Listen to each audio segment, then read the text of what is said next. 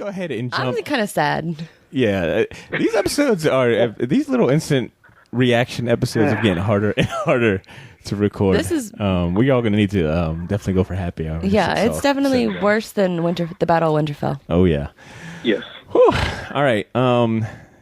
Let me go ahead and introduce the show. As you can tell, we're still in another emotional. It's just common out this week. We're always going to be in an emotional distraught for these instant reactions, but that won't stop me from introducing the show and welcoming our Shortbox Nation, as well as our Game of Thrones diehards, as well as new listeners and mothers on their Mother's Day enjoying Game of Thrones. Happy Mother's Day. Yeah, for a happy Mother's Day. I want to say welcome to everyone joining us for another post-episode instant reaction review episode. My name is Badr Milligan. I'm your host.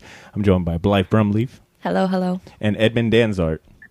Yo. And we are shy. Just one person. Ashley is unable to join us today because she's vacationing in Hawaii, of all places. She probably needs a good stress relief after that episode.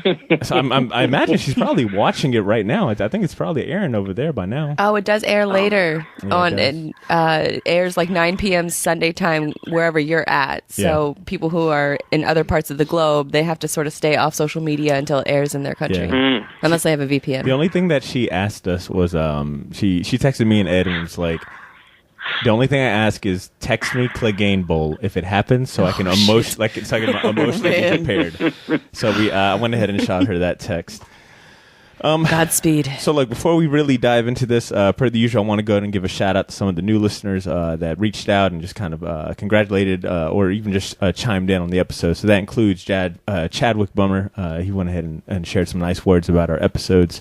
I want to go ahead and shout out Sammy as well.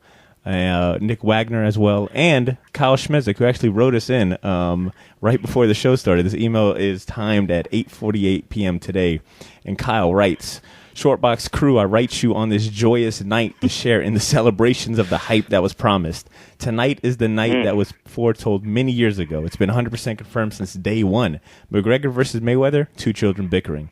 Tyson versus Holyfield, amateurs. The Hound and the Mountain will clash in the battle of the century, brother against brother. Fuck Cersei, fuck Daenerys, fuck the Night's King. No chicken is safe in King's Landing. What an email. That's a hell of an incredible. Email. A hell of an email. So shout outs to Kyle, Chadwick, Sammy, and Nick Wagner as well. Let's go ahead and jump into this. Man. So what we've been doing lately is hold up one sec. Good. Hold up. Life can't hear us. There we go. You can hear? All right. Oh. Okay. Hold up. Okay, so let's go ahead and jump into this. So what we've been doing lately is going around the proverbial table, and I'm going to ask each one of you guys, how are you feeling, and did this live up to the hype? Ed, how about you start us off, man? How are you feeling right now, and did it live up to the hype in your opinion? Yes and no. I'm kind of conflicted about Ditto. the whole episode. It's like I'm trying to kind of play back. And I don't want to get too far ahead, but so the actual battle itself was fairly anticlimactic to me. It's like, oh, okay, just the dragon just blew everyone up, and the Golden Army is a bunch of. Yo, I need my refund. I kept telling Life, I need my fucking refund on this golden company. They let me down. They let me down a few times with the build up and then the payoff in this episode. But it was that Harry Strickland. That whole. What was his purpose? To have long, gold, flowy hair, and that's it, to look confused. Did he have one speaking line? He had 10 lines about the elephants. He was the one that denied her the elephants. True. Well, you know what, motherfucker? You deserve to die. No elephants. You should have brought them elephants now. No elephants and no fight. Yeah. No fight. Not crawling around. Yeah, sucked. Hey, look. And then just Go ahead, I'm sorry. And just like the whole, when Daenerys snaps and Grey Worm, everyone just kind of starts killing everybody.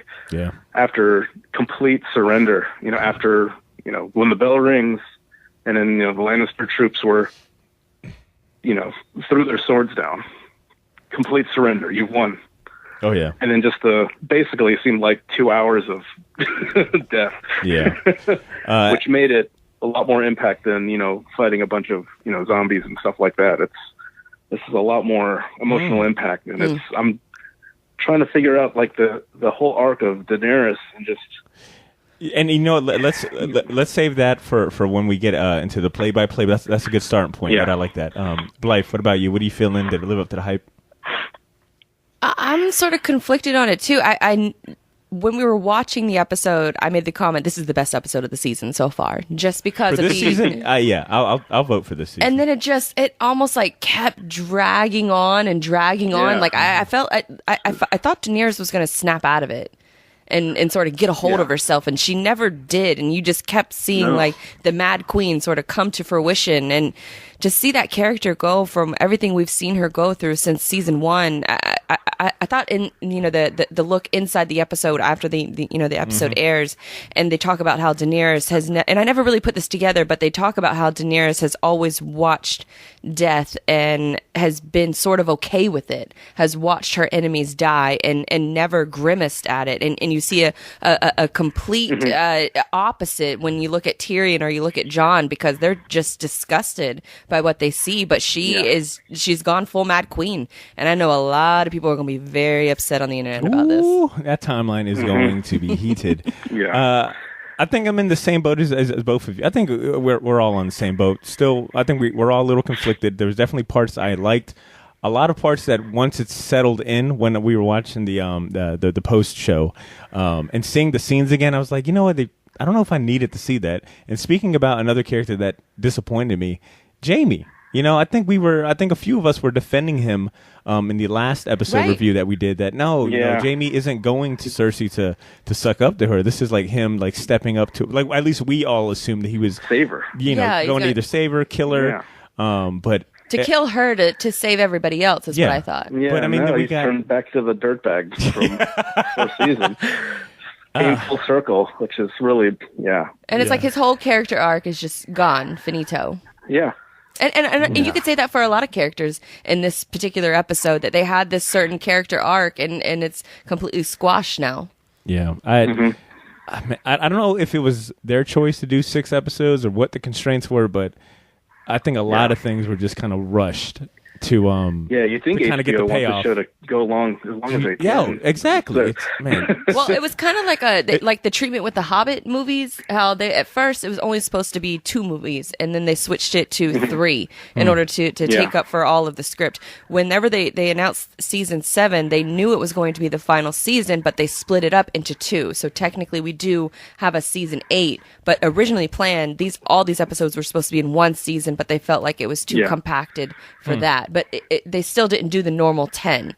I think they did 7 or 8 episodes last season, and then they'll do 6 episodes this season. Let's go around before we do the play-by-play. Ed, how about you get us off with your favorite moment or most impactful scene for you? Oh man, I really liked, even though, like I said, we just voiced our complaints about Jaime, I did really like the Jaime and Tyrion scene when Tyrion frees them from the camp to go, talk to Cersei one last time. I thought that was a really good scene between those 2 characters, but it ended up, you guys douchebag. Where the fuck was Tyrion the whole time after the bells rang? I think he was going to go try to ring the bells and then just ducked for cover. He got lost in the calamity. I thought he was trying to talk to Cersei one more time. It's like, she'll snap out of this. Who knew that once you get rid of the only light-skinned girl with nice hair on the show, everything goes to shit? Like, everything straight up. Like, not only did the city go to shit, but Daenerys' whole logic went to shit. Her hair went to shit. Like, damn, man. Her stylist was gone. Damn, like poor Grey Worm too. He snapped. Yeah, and that's. I think that's sort of almost like symbolic for him to snap in that moment, because the Unsullied are bred to be robots. Like they're programmed that way from I think from very early on in their childhood. And so to see him gain those positive emotions with Missandei, and then when he loses her, to just see him completely lose and disregard. Yeah, a killing spree, but also just he's supposed to still technically be robotic. And to see that kind of emotion come out of him was very, he's just following his queen's lead now. I blame. Did he say anything this episode? Did he even speak? No, he just yelled and grunted a lot. I blame him just as much when as he got Varys. He did. Yeah. Did he say anything when he got Varys, or he just held the chains? I think just showed up. I do blame Grey Worm just as much as Danny, because if Grey Worm hadn't speared, the captain of the King's Land or the Lannister army, I think things would have went a whole lot different. But that act of violence right there definitely was a huge igniter. I mean, they even said in the post show that that was kind of a signal to the Northern Army that, hey, this is a free for all. This is like pillage and raid, pillage and raid.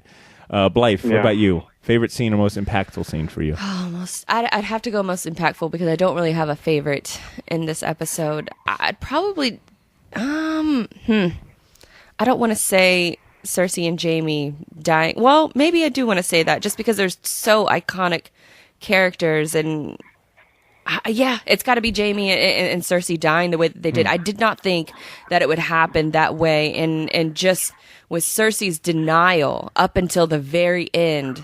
Oh yeah, and then her Iron Fleet's good. No, they're burnt down. Golden Company. No. Look, when Qyburn is telling you, up and they throw down the sword, and Qyburn dies in like 2 seconds because the mountain just shoves his head into a wall. Shout out to Sammy. He deserves better. And she just casually walks by the 2 Clegane balls. She's like, I'm just gonna go out this side and you guys good? All right. But then he just got pushed into some rocks and he's done. And it was like very unceremonious death for Qyburn. Yeah, he deserved better. But it was I think it was very almost symbolic for them for her and Jaime to die together, even though I did not picture this death, and I thought that Jaime would be the one to kill her. Even up until that moment, I thought he was going to pull out a knife and kill her. I mean, technically, indirectly, he did kill her, leading him to the rubble.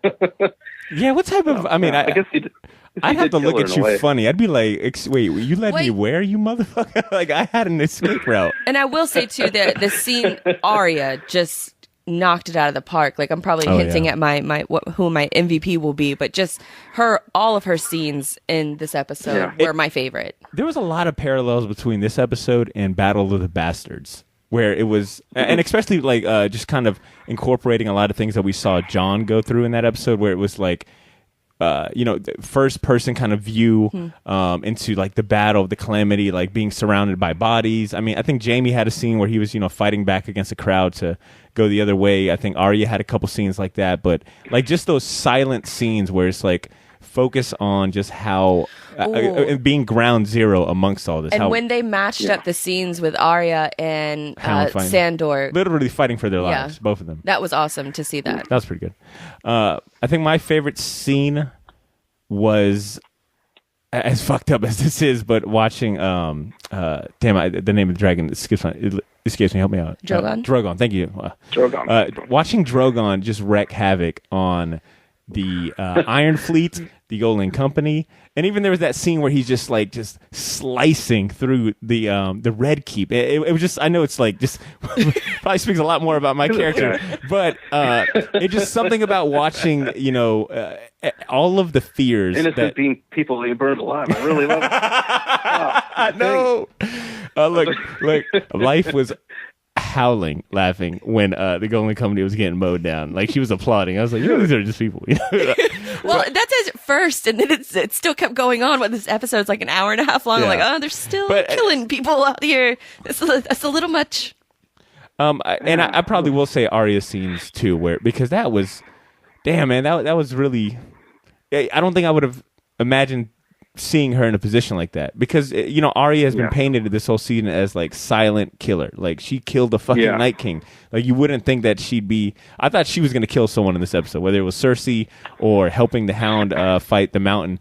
But to see her completely, useless against, you know, this force of nature that is this dragon, and even finding time to like help people. You know, a part of me thought that maybe she had lost that piece of humanity with her, but to see her like doing everything she could to try to help, you know, that family was definitely inspiring. But it's almost like a parallel to Grey Worm. Like he's finding his humanity, but in a bad way. She's finding her humanity in a good way. Whew. Let's go ahead and do. There's only like two good people in this show now: Jon Snow and Arya. Everyone else are killers. A lot of Jon's scenes this episode too, I thought were really well done. Just the looks of concern on his face. You know, Daenerys when she tries to make that one last, you know, free throw at him, and he rejects it, and it's Real quick, I thought she was gonna. I thought she was gonna say something like, "What did he? What he said? He was like, you're my queen," and she was like, "Is that all I am to you?" Yeah. I thought she was gonna bust out like, "What about family or your aunt?" Or some like weird shit like that. Give your auntie a kiss right now. Come over here. She cock blocked herself. That's a nasty ass. That's a nasty part. That's sad. Be freak. All right, look, let's go through. I took some notes of a play by play. So let's kind of go through this and chime in with our thoughts and reactions. So the episode opened up with something pretty interesting when they were doing the intro recap. Life had made mention of that. Took note, but when they were doing the recap of last episode and they got to Missandei's death and kind of, you know, that scene where Dany's just, there was that close-up scene of her reacting to her death. In the intro recap, we noticed that they were playing different voices of different comments about Targaryens and such. I think we heard Varys' voice. I think we heard Viserys. We heard a bunch of different voices talking about just Targaryens, the Mad Lady King, Olenna. Which I think, like you mentioned, they typically don't mess with the intro recaps. They try to leave it as, I guess, pure or as untampered with. Right. This one, they actually edited in a bunch of thoughts in over Dany as she's watching that scene, sort of playing up to the Mad Queen, and really, she lived up to it this episode. So I had that to note, but the whole episode opens with Varys literally dry snitching on paper. Writing a note, putting kids at risk like he normally does. But we also get Jon coming off the boat and Varys. He goes like everyone else. Yo, I've got a secret to tell you. And I did like John's scene in that, you know, just telling him, like, reassuring him, like, look, that's my queen, and what you're saying right now would get you fucking killed. And he was probably the one. I mean, once Tyrion saw that conversation, because I think that he's overlooking them. He knows that Varys is telling him or consulting with him on what the next plan should be. This isn't the first time that Tyrion got someone in trouble or killed, and he was like sorry after the fact, right? I think his hand was forced, to be honest. The hand of the king or the hand of the queen. Forces his own hand, so because he ends up going to tell Dany, and that's when we get the first scene with Dany, and she's looking rough. Rough. Sleepless nights. I mean, braids ain't looking. Crazy. Yeah, braids ain't looking on point. So that's one of my first questions: is Tyrion in the wrong for telling Dany then, and is he in the wrong for not telling her off the bat? Whenever Sansa tells, she brought up a good point. You know that Jon is the one that betrayed her. I think me and you were both scratching our head like, what? Whoa, why'd you say that? And then she backs it up with, well, look, I told him not to tell anyone. He told Sansa, and then Sansa tells you, and vice versa. So Jon is the reason, which I thought that logic was, I was following it. I could agree. But is Tyrion in the wrong for not telling Dany that he was told by Sansa, or even telling on Varys after the fact? If you're Tyrion, what do you do? Because if I'm Tyrion, I do exactly what he does. Because you don't know, you're already questioning her judgment. Yeah. So you're going to go to one of your closest confidants, and outside of Jaime, Varys has been the one that's been there for Tyrion not his entire life, but most of his adult life. He was the one that helped smuggle him out of King's Landing after he killed his father. Yeah. I guess I felt some way that he was talking to Varys with the same mindset as well, that I don't think our queen is mentally stable. I've had these thoughts too. So I don't know. He still had hope, kind of though. I think Tyrion still had hope until he saw that conversation, and then it's almost self-survival. That's a good point. What about you, Ed? What do you think? Is he in the wrong? I mean, that's I don't know. I think Varys was the example to be made out of all these people that she listed. Oh yeah. it's like, this is going to be a message. And she's told Varys before that if I find out you betray me, I will burn you alive. Mm-hmm. He gave him that warning. She did not waste any time, too. That was quick and simple. And I kind of compared it to when Jon had to chop old boy's head off in the Night King, the one that was the former King's Landing Guard and then became a Night's Watch. I forget I don't think any of us remember his name. That jerk, the one that was hiding. The one that in the battle he was hiding with Gilly. Yeah. So I hate that. It reminded me of that, where it was like when Jon Snow was named the Night's Watch King. That was kind of commander. That was one of his first acts. Was like, well, look, I gotta chop your head off, man. Yeah, and even the dude called him out like, you're not gonna do that. He directly disobeyed him. I was glad he did it. So that was one of the few deaths that I was like, yeah. But I mean, if I'm comparing those two scenes, Jon at least looked like he was troubled by it. Like he was very like, I didn't want to do this, but I had to because this is my duty now. With Dany, it seemed like there was a hint of like, remember that conversation? I'm not enjoying this, but I told you this would happen. But Sam and him in the Winterfell crypt, Sam had asked him like, would you have done it? And Jon, talking about executing his father and brother, and Jon responds with, I've executed men that have disobeyed me before, but Sam made it clear that was two different circumstances. Yeah. So we get Varys. That was our first death in this episode, which actually knocked them out. Ed, Blythe reminded me about our top 5 survivor list. So that there goes me. Yeah, that knocks you. I think you and Ashley both had Varys on your list. Ashley also had the Hound. Blythe had the Hound surviving it, so that knocks him, as far as we know, off. So you're still 5 for 5? Ooh, yup. What's up, y'all? Come on. Should have bet on this one. All right, so let's see. I thought that scene with Dany and Grey Worm, kind of having that moment to kind of reminisce over Missandei, was really good, especially when she hands him her chains. For me, at least, it kind of symbolized like that was all that Missandei had. Leaving. I think she said, this was the only thing that she brought with her from. Where's she from? Essos. Essos, yeah.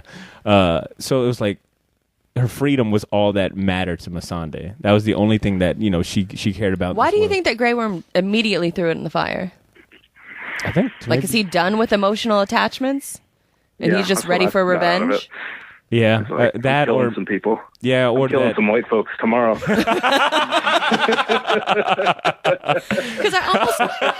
I felt like Daenerys was holding on to it because it was just something of hers, and she wanted to keep something of hers, and she's giving it to Grey Worm so he could have something to, as weirdly as it sounds, to remember her by. Yeah, he immediately throws it in the fire. And I guess you could also look at it. You could also look at it like. Those shackles represented, being oppressed or even his past or her past. And that was just kind of him burning the last Now he's memory. about to go fuck some people up. Which he did. Stupidly, though. Oh, yeah. Real quick, Ed, can you help me answer this? When did Grey Worm get a name? Because she calls him Torgo Nordo or something like that. Something I know it's Torgo something. I didn't catch the last name. It's a little too quick. But did Grey Worm get named in a previous episode and we weren't aware? I remember Dany giving him the option to be called something else. I don't know if that was the episode where he says, "Oh, my name used to be Torgo." I don't remember that. It could be. Do you know? Maybe. Nothing I can, off the top of my head, I don't remember. No, because he specifically chooses to keep Grey Worm because that was who, whatever Dany's title was at the time, whenever he got rescued or got released from slavery, that was, he chose to keep that name. Well, look, if you're yelling into the your phone or whatever you're listening to this podcast and you're like, these motherfuckers are wrong, shoot us an email. Let us know where we're wrong, okay? I'm going to continue moving this on. So we also get Jon and Dany seen together before, the big fight. I think it was kind of Jon's attempt at talking sense into her. That's not the case. I did have a thought, right? So she brings up that she's got no love or respect in Westeros. All she has is fear. I guess, and I think we've mentioned, we've tried to come up with solutions for their issue. Hey, what if they rule together? Well, that's not the case because Dany doesn't like to play nice together. I guess what I thought about was, well, what if you just fucking rule Easteros, or whatever they want to call it. What is it's Easteros, right? Essos. What if you rule Essos and I rule Westeros? You've already got the love and support there. I've got the love and support here. United, we're I thought that in that moment, in her moment, she looks so desperate, and she almost is.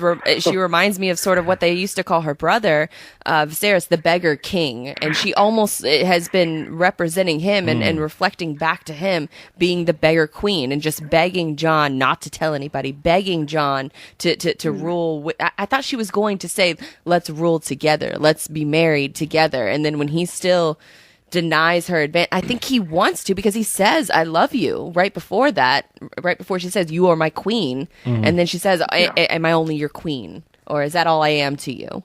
Well, you're also my aunt, but I'm not trying to think about that. Yeah, we're not getting busy anymore. So it's on the forehead. Yeah. So after that scene, we get one of my favorite scenes in this one so far is Tyrion's last plea with Dany. And I really like the way they shot it, because it was of Dany sitting on the throne. A lot of the shots, there was like one shot that was from it looked like from the floor looking up at her, and she had like a very dominant and assertive look to her. And in a few of the other scenes too, it was like anytime that it showed Dany, it was like this very powerful scene, and Tyrion was definitely in that pleading role. But man, Tyrion, for me, once again, he might be my MVP. I haven't gotten to that decision yet, but to see how adamant he is, like, look. Just, I know you're going to do what you're going to do, but for the love of God, like, if they ring the bells, open the gate, just lay your arms down. Like, that seemed like it was really hard for Dany to give that inch. And I think too, when when somebody is walking away and Dany looks at him, and that's right before she threatens him, she's got her hand like off to the side, like she's not sitting properly like she usually does, like a queen, like with her hands in her lap. She's got like one arm off to the side, like she's hugging something, or just hanging out, just on her little iron throne. I thought she had like a pimp cane or something. I couldn't tell what. Yeah, the way she was sitting, I'm like, she is about to lose her mind. Ed, do you think that was Varys' only letter? No. Okay. Who is he sending the letters to, I wonder? These little kids that are like, look, it's really dangerous out there, mister. No, some orphans, bunch of orphans. No, that's a good point. Who is he sending these letters to? Yeah, because he sent at least one. He could send them to the other kingdoms to say that, hey, Dany is, Jon's the rightful, or has more claim to the throne. That way, all the people who, swore their allegiance to Dany will switch. That's a good point. I mean, because the orphan did make it seem like she had already delivered a letter, and we did not see Yara and her fleet. Like I kind of thought that we would see them and her battle against Euron. She's at home watching HBO. She's at home watching HBO, watching this battle. She's waiting for the Ravens. She's got her feet up. So if I had to guess, as far as who's getting those letters, it's either somebody at the Citadel, or Yara, or the new Prince of Dorne. That they haven't named him yet, but they said there's a new Prince of Dorne that supports Daenerys. Yeah, and it might be back to if Sansa hasn't told everyone yet. It might be back to. Look, that if we're relying on Sansa, that's already on a bulletin. Every kid. Listen, she told who she needed to tell, and it's on the community board. But was she wrong? Was she wrong? No, not at all. She was not wrong. You Sansa lovers are out here having a field day. Ooh, y'all. I mean, she's right. Sansa lovers she has been right. Living. She's got a target. Hope she's. Oh my God! Scorpions back in Winterfell. I can only imagine some of the other diehard Sansa fans I know just doing backflips right now. Not doing well. I think you're still kind of sad that Daenerys took the turn that she did. But I will say, from a battle strategic advantage, she really did a smart job. At the first part of the episode, she did a really smart job. What has Littlefinger said? Like, chaos is a ladder, and she did that. Yeah. So after the scene with Tyrion begging Dany, just to be smart, just to ring the bells, let the people out, we get Ed, your favorite scene that you mentioned. We get Jaime and Tyrion. So Tyrion gets a chance to return the favor of rescuing Jaime in this instance. And why the hell does your boy stay in a fucking chain in a pole? Like, that is his second home. This is like the third time he's been chained to a damn pole. I did find that his gold hand joke was pretty funny when Tyrion asked him, how the hell did they find you? But you know what, man? Their scenes together, I think all of the Lannisters have really great scenes together, but something about Tyrion and Jaime scenes, like whenever you get a scene with Cersei, with whether it be Tyrion or Jaime, there's always like that, that sense of like the snide and like cunningness, and there's that kind of like two individuals like just bullshitting, and there's that ego. But with Jaime and Tyrion, it's just like you could feel the brotherly love. Especially to go from sort of like 0 to 100 from the last episode where they're celebrating and drinking together, and Tyrion thinks that Jaime's found love, and then all of a sudden he turns around and he's heading back to King's Landing and getting caught. Yeah. Tyrion is really out here just trying to help everybody out. I mean, he convinces, Jaime to... He's going to die because of that decision, though. Yeah, he is. Yeah, I think so. But, I mean, he had that... And especially with him kind of pouring it all out for Jaime, I definitely think it's a sign of... They don't normally let us get any character that emotional without, an impending doom coming. But when he tells Jaime, you were all I had. You were the only one that didn't treat me like a monster. I mean, I think we've heard this conversation before, but... That got me emotional. Yeah, it just hit a little different with this episode. So we kind of fast forward, and that's when we get to kind of the shots of the King's Landing just preparing, and I thought that was a cool juxtaposition when you compare it to the Winterfell prep episode for the Battle of Winterfell, just how the Northerners got ready versus how King's Landing got ready. And we could actually see them this time. It actually took place in the daytime. Yeah. I will say, Ed, I don't know if you noticed, but I thought the score was really on point. Like the music and the build-up for the big battle was definitely there. And the score actually plays a really big role in a couple different scenes, but it was definitely like one I took note of. The score of this episode was pretty fantastic. It's been fantastic ever since the entire show started. It's like the one, especially this season, it's the one thing that the internet sort of unites on. And it's the one thing that like they won't fight each other on, is that the score and the mood that it sets during the episodes. The score and the sound design. Yeah, it's been stellar. Yeah. It's been spot on. I do got a question. How many fucking hooded figures are allowed in one city? Like, you had Hound and Arya walking freely, then you had Jaime in the hooded, like... They stick out like sore thumbs. Yeah, they do. Like, no one's gonna... The Golden Company's not gonna ask, is that Jaime? I just walked by. They're in like gold and burgundy. Who's that 8-foot tall guy? Burned face. 1 foot taller than everyone else. Let's see. So King's Landing soldiers are getting prepped. Cersei's in that sweet velvet robe with this sweet vantage point. I don't know why she didn't bring her wine with her this episode. She needed it. But she probably drank it all already. Yeah. And I want to give a shout out to those 7 or 10 Dothraki that survived and were just slaying this episode. Like, big shout outs to them. I don't know where they come from. I thought they were all gone. They were the ones that were like, in the bathroom, whatever the battle went. No, the ones that came back with Ser Jorah. There were like a handful of them that did ride back with him. So because they weren't there at the parlay, there was no Dothraki. True. I was really expecting Dany to show up much later in the episode. I didn't think that they were going to kick things off with Dany just wreaking havoc on Drogon.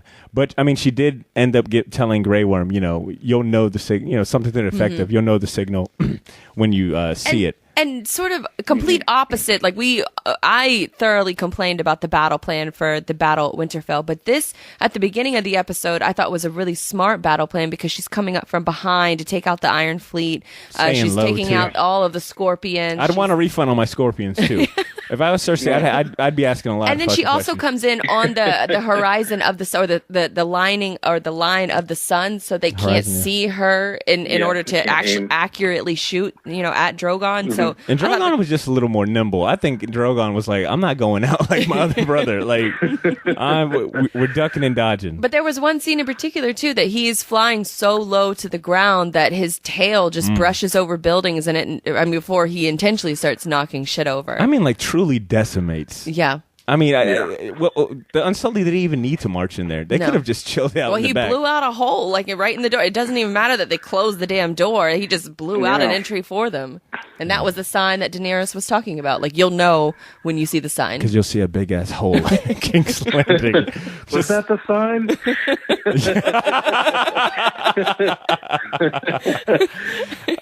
Let's see. I made a comment about the Northern men seem to be really enjoying pillaging King's Landing. I'm sure for them that was like a moment that was well overdue, Well, they've heard their whole lives about how the Lannisters and just King's Landing in general has been so bad to people from the North, especially the Starks, especially, Ned Stark's brother and father. They both got burned alive by King Aerys. You said, but then you mentioned that you had seen a couple memes going around today. You know, if it being Mother's Day, this was also like the Battle of the Queens or something. Well, like they the one two of the moms, the mother of dragons versus one of the books is called A Clash of Kings, and so they were calling this episode a Clash of Queens, and especially with it being Mother's Day and the Mother of Dragons and Queen Cersei with her going insane she's arguably always been insane, but ever since going more insane since she lost her 3 kids, it's quite poetic. I wonder if they actually planned that for this episode to air on this day. That's a good question. What about did you notice that Drogon was yeah, he gave me a lot of Universal vibes. You know, when you go to Harry Potter Land and Universal, and there's the dragon on the rooftop. Gringotts Spank. Thank you, nerd. But we got a lot of similar shots with Drogon doing that. I was like, oh yeah, we're at Universal. Except for there's a lot more blood and fire. Yeah, there's a lot more people actually burning alive. Oh shit. Yeah, that's. So we get. Let me see. So, I mean, really, it's between Dany kind of wrecking havoc. And really, things take a turn for the worse because, I mean, Dany single-handedly really took down, I mean, the Iron Fleet, the Golden Company, destroyed for the most part King's Landing's, gate.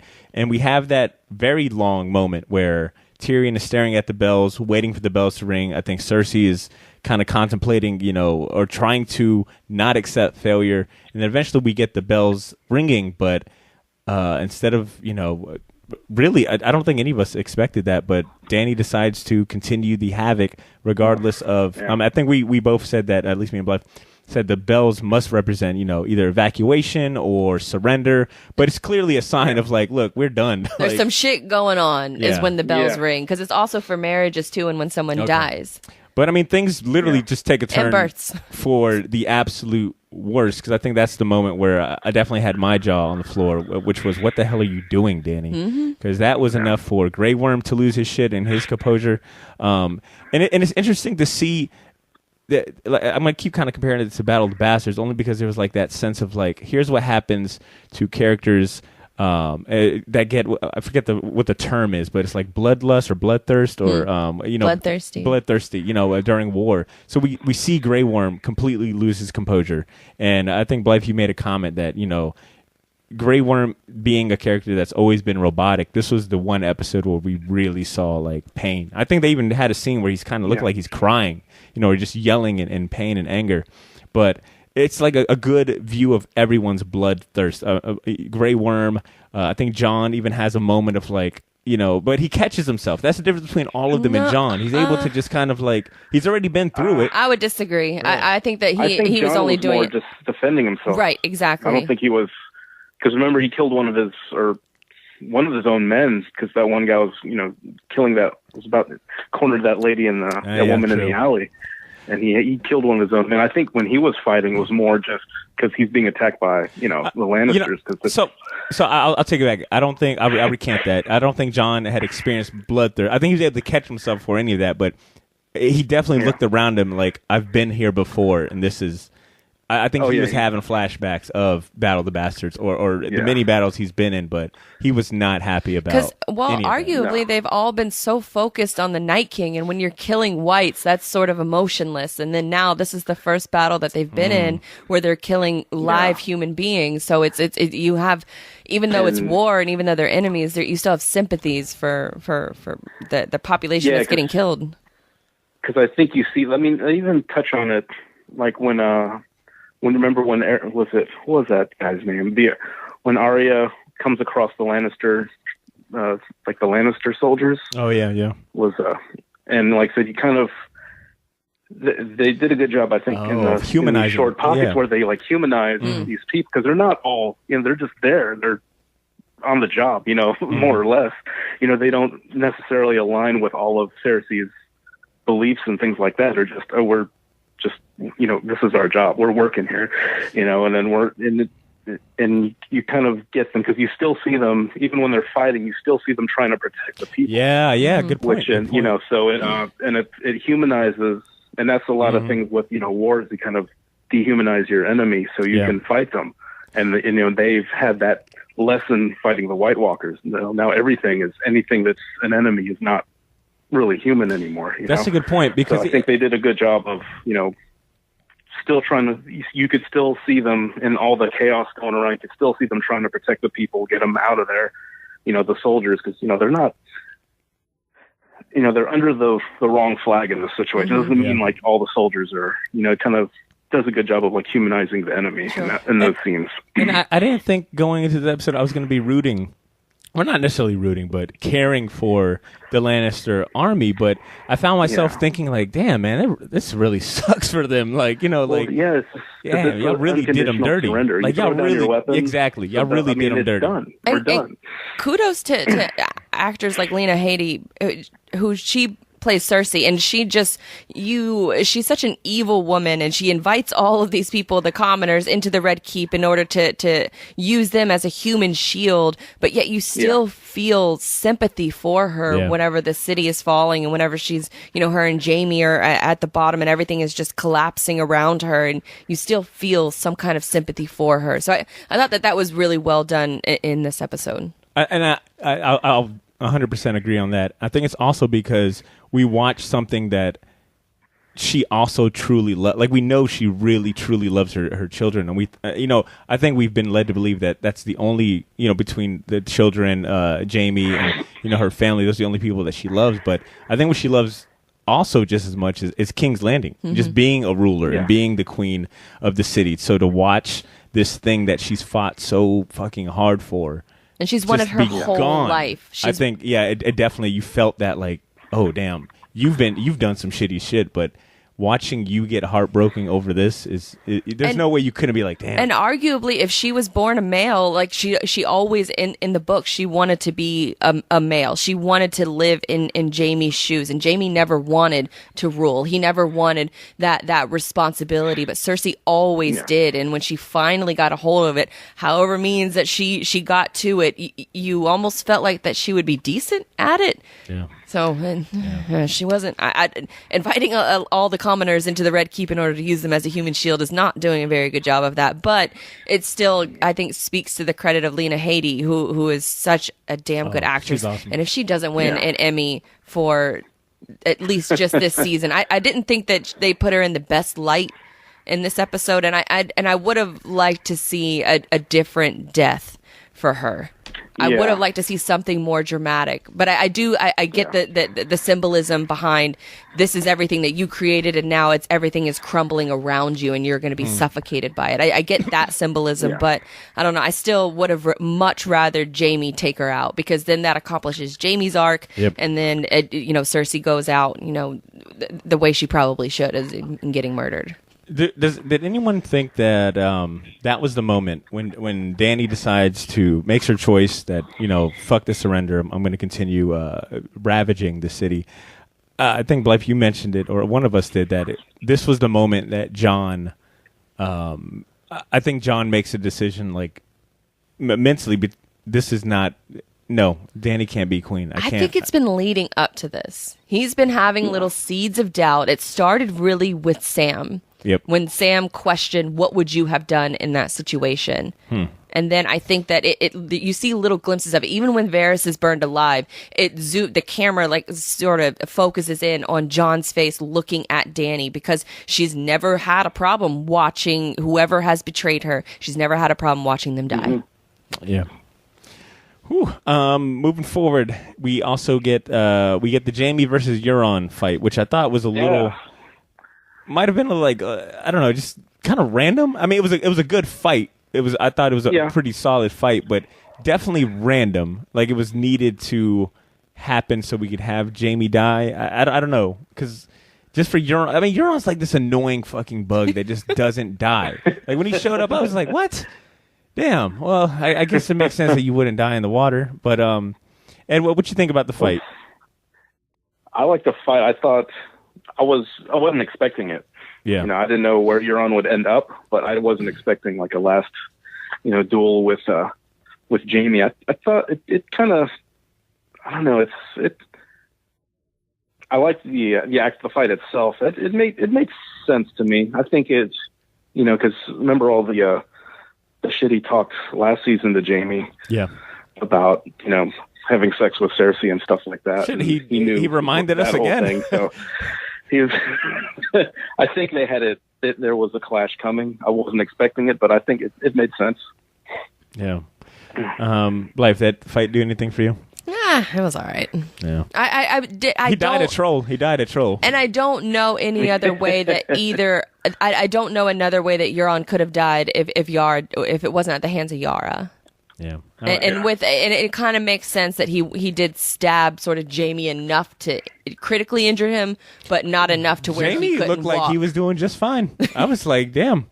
He's take it. Yeah, leading her to safety, and even like I thought he would die on that. When he first safety, it wasn't really that safe. Oh man! So all right, so we get Euron. Euron dies a troll. I said that, but he dies another king for you, or I kill Jaime. I was like, whatever you need to just die. We'll just die, dude. Just please leave me alone. But what about that? What about the next scene we get is Arya and Sandor Clegane having their final goodbye, and the Hound being.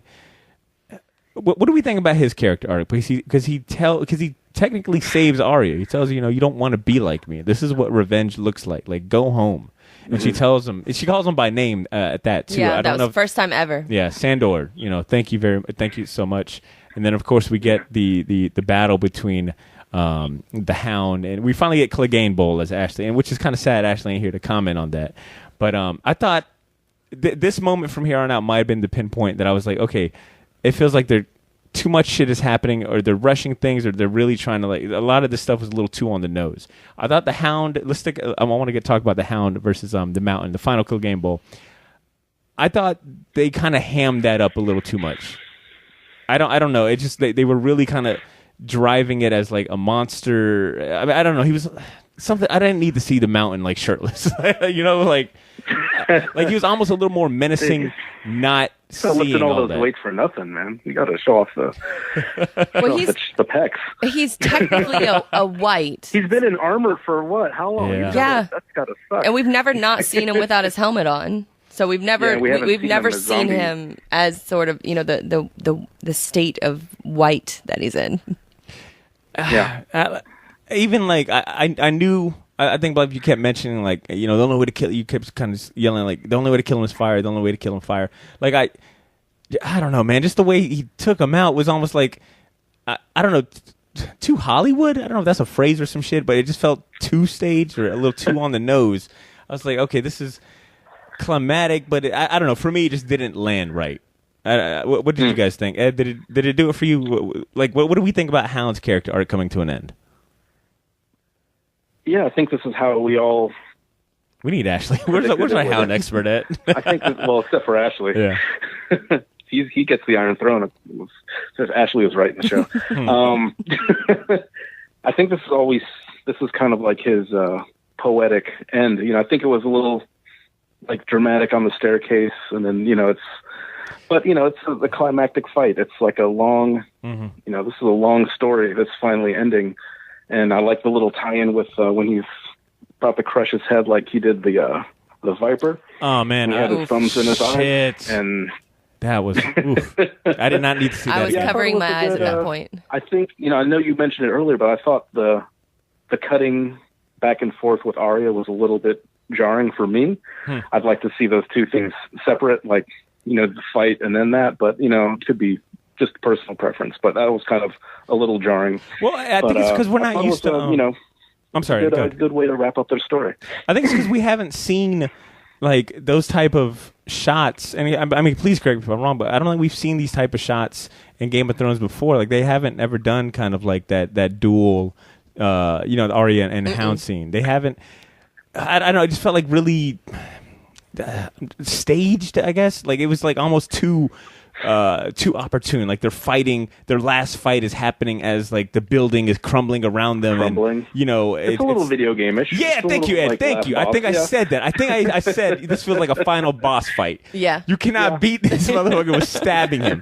And I was like it was what I'm saying. It was like Hound is like it was almost like comical. Like damn it, I'm stabbing you everywhere and you're not dying. I'm even stabbing you through the head and you're not dying, which I might just go speak to about him being a White Walker, but. like I said, that for me, it was almost that's my critique about it. It was cool, but it was also like, all right, come on. I have always it makes sense because like with all the other chaos going, with like the from the ground level, like all the people reacting to that, it does seem a little. I guess I can see where it seems a little out of place.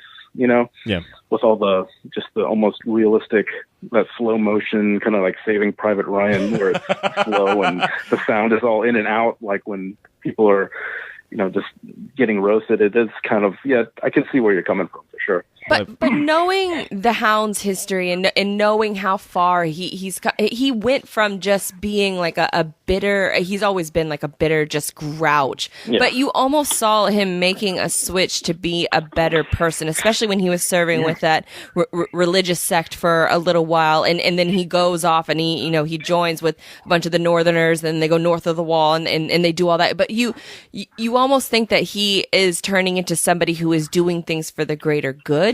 And then after the greater good is done for, he almost just wants to meet his ultimate demise, and he willingly goes down to King's Landing in order to face off against his brother. And I kind of always thought that he would just survive. I didn't think that he would actually die at the hands or die in the process of killing his brother. It makes sense, but I don't know. For some reason, I always thought that he was going to survive because he almost deserves it. He's had this life of just misery and conflict with his family and with everyone he's ever met. I don't know that he's ever really. Arya is probably really the closest thing to love that he's ever known, and not like love in a romantic way, but love in just genuine affection.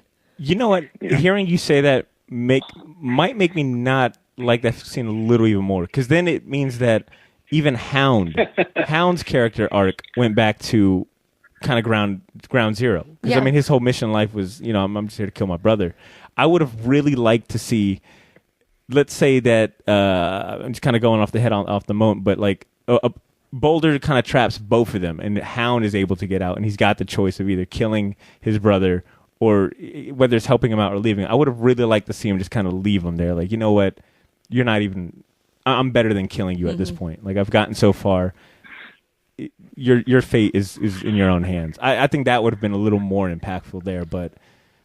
It looked cool. I mean, it did look cool, and he finally, I don't want to say embraced the fire, but it's ultimately that's what started the rift between the two of them was fire, and that's how they went out together was fire. Yeah, that's a good point. I guess come back full circle. If you guys listen really closely, you can hear Ashley's screams from here, from all the way from line. Oh man, I can't. It's a good thing she made a cake for the last episode. Oh no! All right, so moving on. Isn't it crazy that, at least for me, one of my predictions was that Cersei was we were going to see Wildfire come back by Cersei's hands again this episode, or one of these episodes. I really thought that she was going to bring in everyone into the Red Keep, and if that didn't work, blow up King's Landing with Wildfire. But ain't it crazy that it wasn't Cersei that caused the wildfire to explode? It's because Dany's fucking reckless behavior. I was so disappointed. I'm still just very disappointed. Clouds start coming up. Damn, man. Very disappointed in Dany. So let's see. Clegane Bowl came to an end by fire. Arya, then we kind of get the scene of Arya leading people to safety. And I thought that was just... I don't know if that was a tracking shot. I wasn't paying attention that well enough. I don't know if they... times. Okay, so for the most part, it felt like a tracking shot. But just to see her on the ground floor, I did like that perspective of like, no one is safe. Like, even, Dany's own army is probably going through the same thing as everyone else because of her reckless decision. And to have Arya, like I mentioned earlier, someone who is well respected as a fighter, as being like this Cold Stone assassin, killed the Night King. Even she's, vulnerable to being on the ground floor and experiencing the horrors of war. None of these characters are safe. And I was really kind of banking on her possibly dying, and that be the catalyst to Jon deciding that I'm going to have to kill Dany. I really thought she was going to die. I know. I'm fairly confident that Dany is going to die in the next episode. She kind of has to. I don't really know how that's going to work out now, because you do see that one scene in the preview where she's just overlooking. She's almost standing, I think, at maybe the steps of the Sept. Yeah. Or maybe at the steps of King's Landing, and she's overlooking her army and what's left. But I really thought that was going to be a moment where either Jon or Arya were going to run up to the top of a building or something and jump on Drogon and kill her. I was waiting for that to happen. That would be almost too Fast and Furious to me. The internet would lose their I would need that. No. I'm glad they didn't go that route. But so we get the Arya scene, and then of course we kind of go ahead. Oh, I was going to say the with her reaching out to her horse. Yeah, her horse just appeared out of nowhere, and the Stark theme is playing in the background. So Ed, I thought that was awesome. What did you get out of it, Blythe? And then Ed, you can chime in. What did you get out of that? Was that supposed to be a symbolism for something? I thought that it was sort of symbolic to whenever she met up with, whenever she ran into Nymeria and her pack of wolves, and then she mentions, oh, well, that's not you, and I'm going home, girl, come with me, and she reaches out in the same way to her own horse, and then she hops on the horse and hauls ass out of town. I foresee her going back home, and telling them what just telling them the horror. Because Sansa is going to be waiting to hear that tea. That tea. Ed, what did you get out of that scene? Did it resonate with you in any different way? I thought it was convenient. The horse was there. But and the light was on it too. It was like this is special horse. Yeah, I was just taking a long time for her to get on that horse and get the hell out of there. For real? But just like staring and reaching out very slowly. No, I'm thinking. I don't know. I'm thinking she has another set of blue eyes to close. Ooh. You don't think she leaves and goes back to Winterfell? You think she stays? I think between her and Jon, seeing this, having some moral compass left, and everyone else has gone fucking crazy, I think they are. I'd like to see her and Grey Worm fight. Ooh, boy, you better stop. I think that would be pretty awesome. That would be a badass fight scene. But I think Arya's. I don't know if Jon has the mettle to do it. I don't think he does. But I think Arya has to kill Dany at this point. And I don't know that Jon would command her to do that. Nah, Jon ain't getting. Jon she's gonna do it on her own. That's one thing. Jon will get his own hands dirty. He's not sending nobody, especially his sister. He says whoever passes the sentence should swing the sword. I don't see Jon ever not passing the sentence. I don't know how he does it. I think we might have skipped the Cersei and Jaime part. And I definitely want to give that attention. I will kick it off by saying I don't know. I don't know if I like that death at all.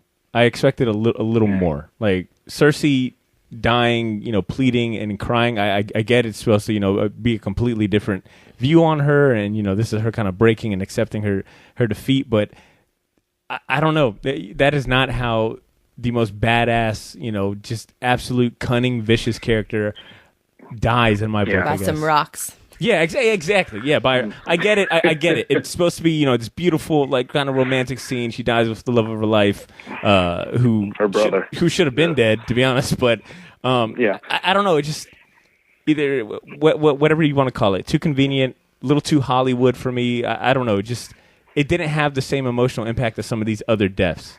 Well, I kind of said earlier that I thought it was more symbolic, that everything that she's built is now crumbling around her, and that's what ultimately leads to her demise.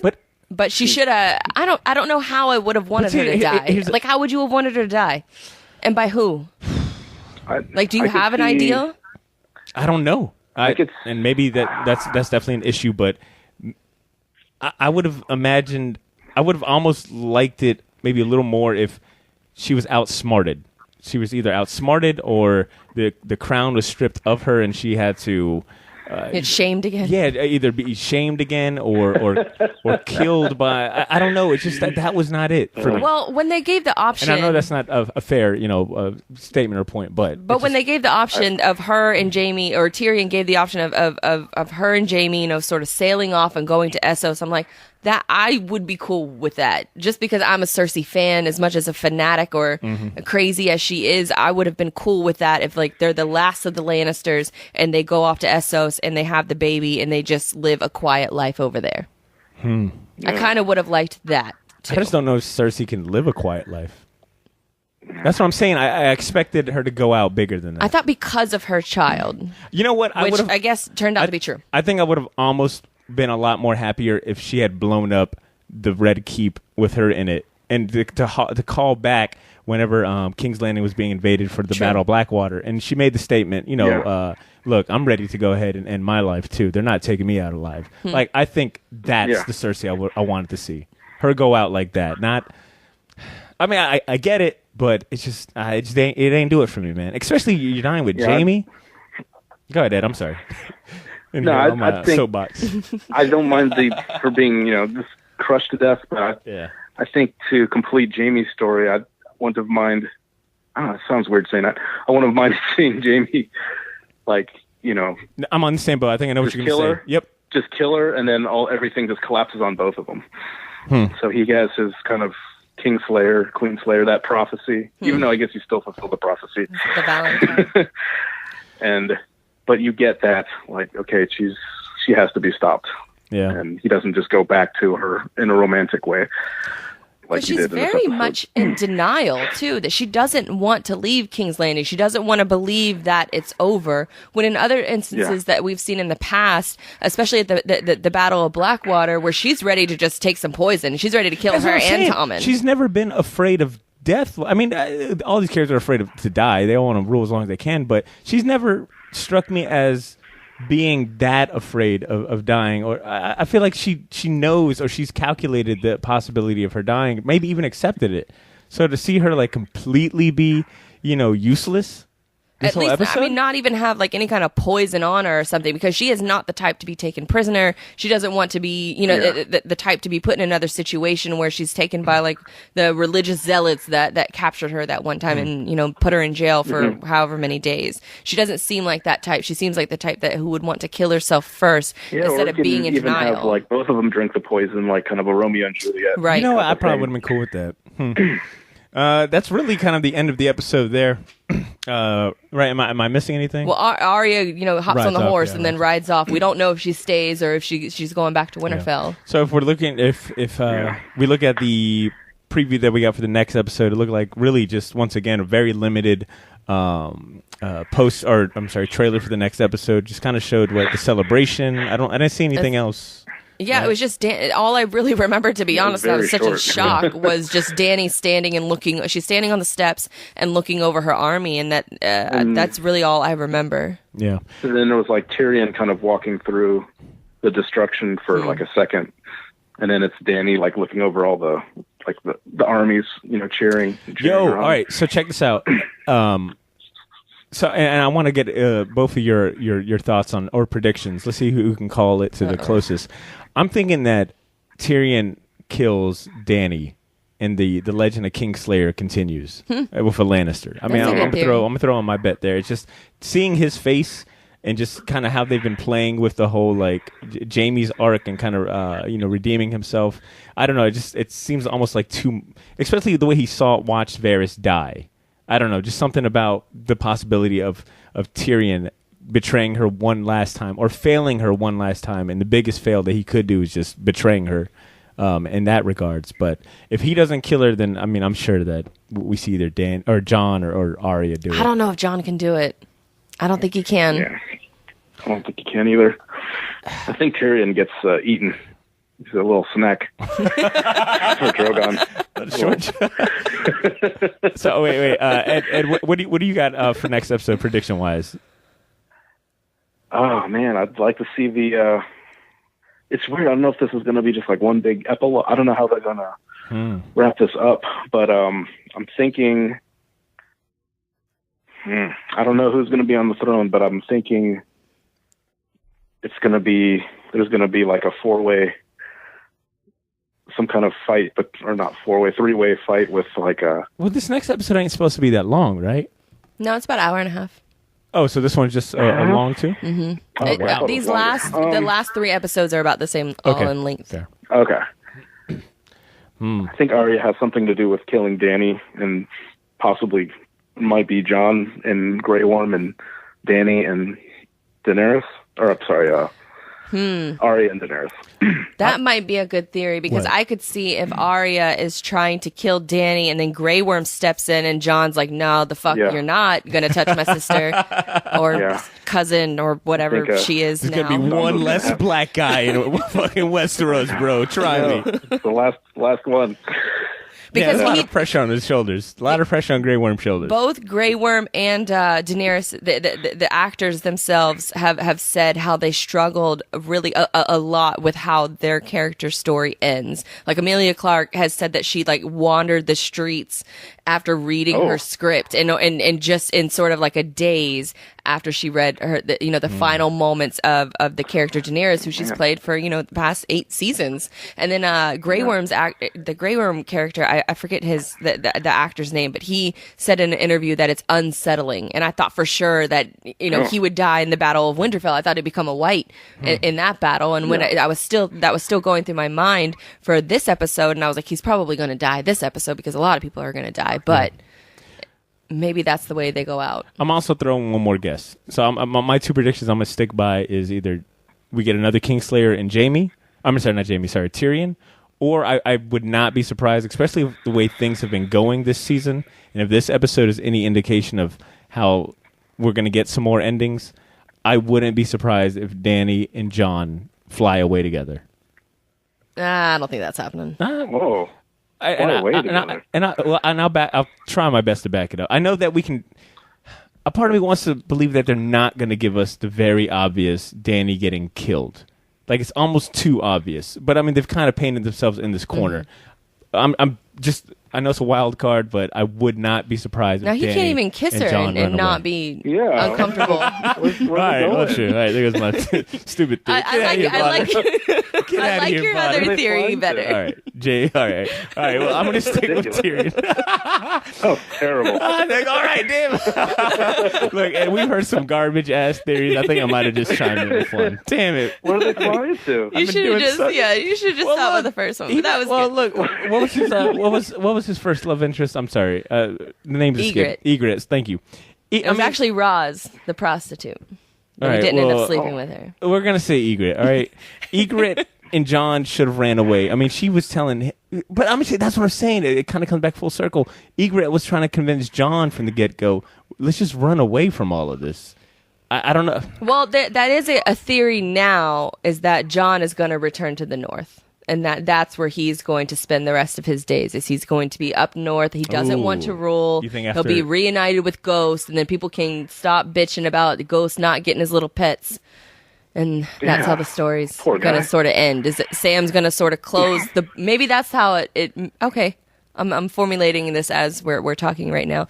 But I would say maybe Jon goes up to the north. He doesn't want to rule. Maybe it's Sansa, because she is really good at ruling. So maybe she's the true ruler of Westeros, and he leaves those responsibilities in her hand. And Arya becomes, I don't know, queen of the hand of the queen.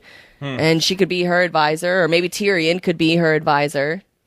I was actually thinking, what if Arya sets up her own school of faces, or whatever it is? Oh. Just to train people not to ever... Well, she's like a McDonald's. She's going to expand the school. Well, I'm just saying, just teaching other little girls or other people, period, how to defend themselves, How to wear faces. She could... I just think she's a loner. She might just... I don't know. She asked in a series before, the Lady Crane. She asked Lady Crane, what's west of Westeros, and sort of hints that she just wants to explore the world. All right, let's go ahead and give our MVPs, and then we can wrap up. This one was just a long episode too. Ed, what about you, man? Who's your MVP for this episode? Maybe Drogon, since he put in some work this episode. That's a good one. That is a really good one. Yeah. Damn it. I might now I'm scrambling. What do I do? Yeah. Blythe, next. You, MVP, go.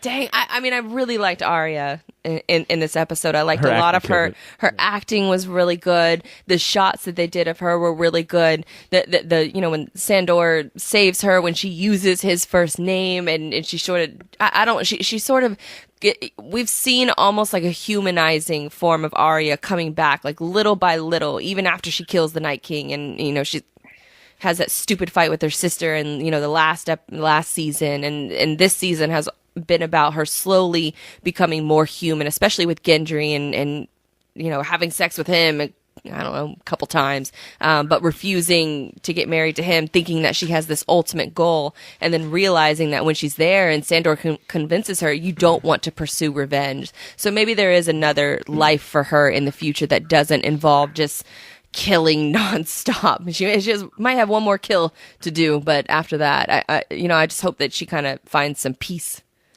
I'll go ahead and jump on the Arya bandwagon too for MVP. For the same reasons, the acting was phenomenal. She didn't do a lot of talking this episode, so a lot of it was just strictly based on facial expressions.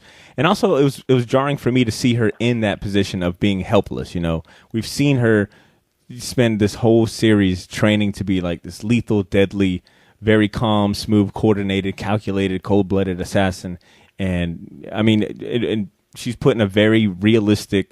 In a very just fucked up situation, she has a very realistic reaction, which is just straight dread, fear, confusion. But also helping. She was helping other people and still too. kind of finding, and showing us her humanity throughout all of this. I think she definitely nailed it. But I'll also, fucking jump on the Drogon bandwagon because that's right. Drogon was putting in work. He definitely did his brother's. Tyrion too. Tyrion had a really good episode. Tyrion did, but I was wondering where the hell he was in all of this. And I guess there's only so much you could show of him. You know, he's not really fucking fighting. So, all right. Any last minute? We only got one more episode. Yeah, one more episode. Ooh. My office, they got a lot to wrap up. My cubicle area is going to be popping tomorrow. All right. So, all right, folks, that is the end of this episode. We'll be back for one more for sure next week. We'll probably even do, I think they're doing what? They're going to show episode 6 next week, and the week after that is kind of like a big series recap or like kind of a send-away. So we've definitely got 2 more Memorial episodes. Day weekend for that one. Yeah, so we got 2 more episodes in the bank, at least. Blythe or Ed, do you guys want to give any shout-outs or plugs or anything before we wrap up? No, I mean, you can find me on most social media platforms at BlytheBrum, or check out the website, guysgirl.com. Ed? About 5,000 all over the place. All right, word. And I want to go ahead and say thank you to everyone that's listening and just taking these trips down instant memory lane with us every week so far. We really appreciate that. And if you're enjoying the Shortbox podcast and you want more content, more episodes, go ahead and subscribe to the show. We're on your favorite podcast app and streaming service, so whether that's iTunes, Stitcher Radio, Spotify, SoundCloud, YouTube, etc. Just search the Shortbox podcast, hit that subscribe button. It'll make your life easier when it comes to staying up to date with our latest content.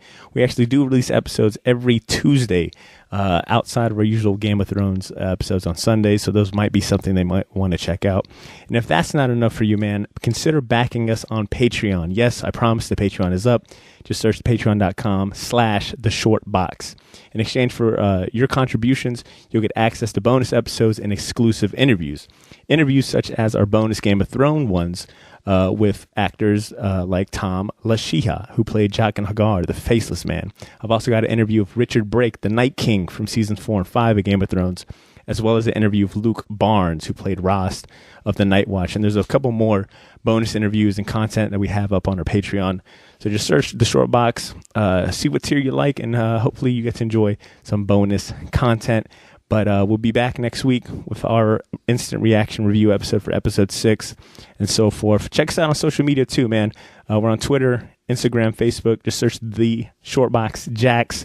And if you're feeling some type of way, or you want to share your opinion, or you just think my prediction is really that trash, or you want to just chime in like Kyle did, shout out to Kyle, shoot us an email at theshortboxjax@gmail.com, or send us an IM or DM. We'll read those too, all right? So without further ado, ladies and gents, have a good night. Catch you guys next week, all right? Peace.